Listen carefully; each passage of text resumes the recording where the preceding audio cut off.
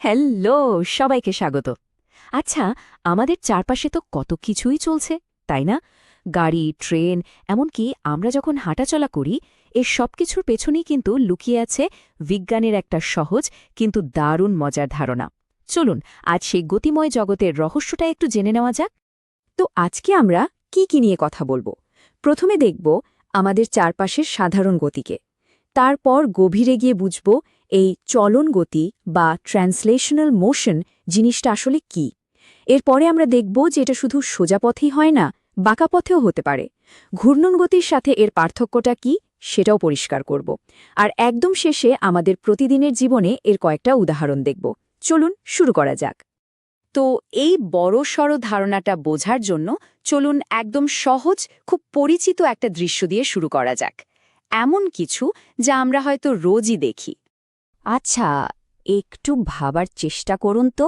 যখন একটা দাস সোজা রাস্তা ধরে চলছে, তখন বাসের প্রত্যেকটা অংশ, তার চাকা, জানালা, এমনকি ভেতরে বসে থাকা যাত্রীরাও কিভাবে একদম নিখুঁতভাবে একসাথে এগিয়ে যায়।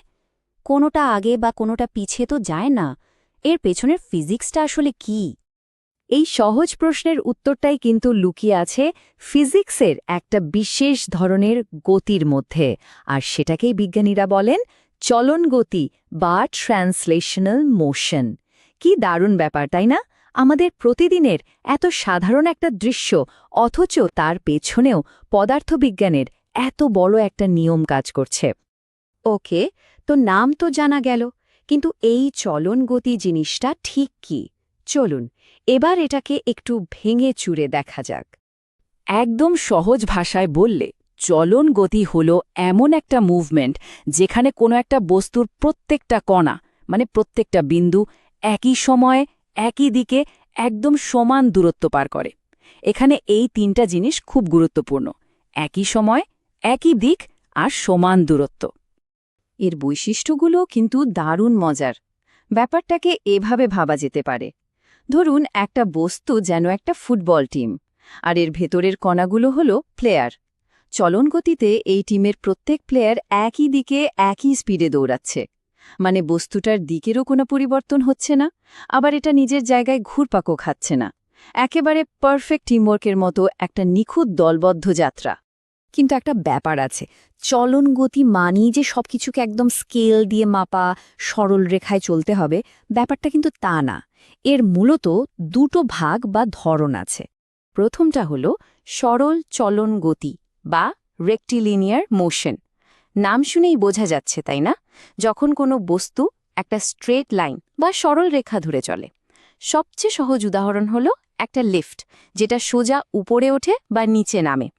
এর চলার পথটা একদম সোজা। আর দ্বিতীয়টা হল বক্র চলন গতি বা কার্ভিলিনিয়ার মোশন।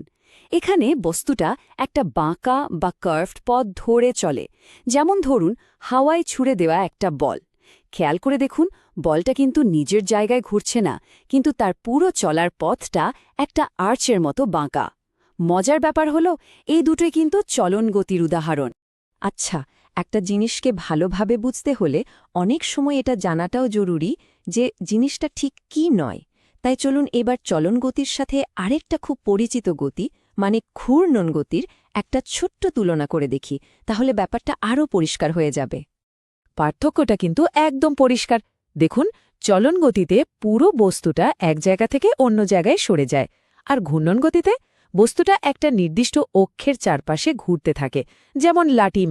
আবার চলন গতিতে বস্তুর সব কণার বেগ একই থাকে, কিন্তু ঘূর্ণন গতিতে কেন্দ্রের কাছের কণার বেগ কম আর দূরের কণার বেগ বেশি হয়। তো সহজ কথায় বলতে গেলে চলন গতি মানে হলো সরে যাওয়া, আর ঘূর্ণন গতি মানে হলো ঘোরা। তো ফিজিসিস্টরা এই গতিকে মাপেন কিভাবে?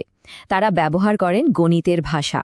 যেমন বেগ বা ভেলোসিটি মাপার জন্য খুব সহজ একটা সূত্র আছে, v=s/t। মানে কতটা দূরত্ব s যেতে কত সময় লাগছে t। আবার গতি বাড়ছে না কমছে, মানে ত্বরণ বা অ্যাক্সেলারেশন মাপার জন্য সূত্র হল a=v-u/t। এখানে বেগের পরিবর্তনকে সময় দিয়ে ভাগ করা হয়। এই সাধারণ সূত্রগুলো দিয়েই কিন্তু একটা বস্তুর চলার গতি প্রকৃতি একদম নিখুঁতভাবে বলে দেওয়া যায়। অনেক তো থিওরি নিয়ে কথা হলো, চলুন এবার একটু চারপাশে তাকাই আর দেখি যে আমাদের বাস্তব জীবনে এই চলনগতি ঠিক কোথায় কোথায় দেখতে পাওয়া যায়। একদম শুরুতে আমরা যে বাসের উদাহরণ দিয়েছিলাম সেখানেই ফিরে আসা যাক। একটা বাস যখন সোজা রাস্তা ধরে চলে তখন তার প্রত্যেকটা অংশ একসাথে এগোতে থাকে। এটা হলো চলনগতির একটা একেবারে ক্লাসিক উদাহরণ। ঠিক একইভাবে ধরুন একটা চলন্ত ট্রেনের কামরায় কোনো যাত্রী বসে আছে। সেই যাত্রীও কিন্তু ট্রেনের সাথে সাথেই চলন গতিতে এগিয়ে চলেছে। ট্রেনটা তাকে এক জায়গা থেকে আরেক জায়গায় নিয়ে যাচ্ছে। আরেকটা উদাহরণ ভাবা যাক। নদীর স্রোতে একটা নৌকা ভেসে যাচ্ছে। যদি নৌকাটা নিজের জায়গায় না ঘোরে শুধু স্রোতের টানে সোজা এগিয়ে চলে, তাহলে সেটাও কিন্তু চলন গতিরই একটা দারুণ উদাহরণ। তাহলে দেখা যাচ্ছে চলনগতি শুধু বইয়ের পাতায় থাকা একটা কঠিন শব্দ নয়, এটা আসলে ফিজিক্সের একদম মৌলিক একটা ধারণা।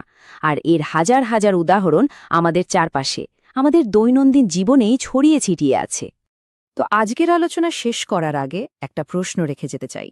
আমরা চারপাশে বা মহাবিশ্বে যে এত জটিল সব গতি দেখি, যেমন ধরুন সূর্যকে কেন্দ্র করে পৃথিবীর ঘোরা, যেটা একই সাথে ঘুরছেও আবার এগিয়েও যাচ্ছে, এই সব জটিল গতিগুলো কি আসলে এই চলন গতি আর ঘূর্ণন গতির মতো সহজ গতিগুলোরই একটা মিশ্রণ?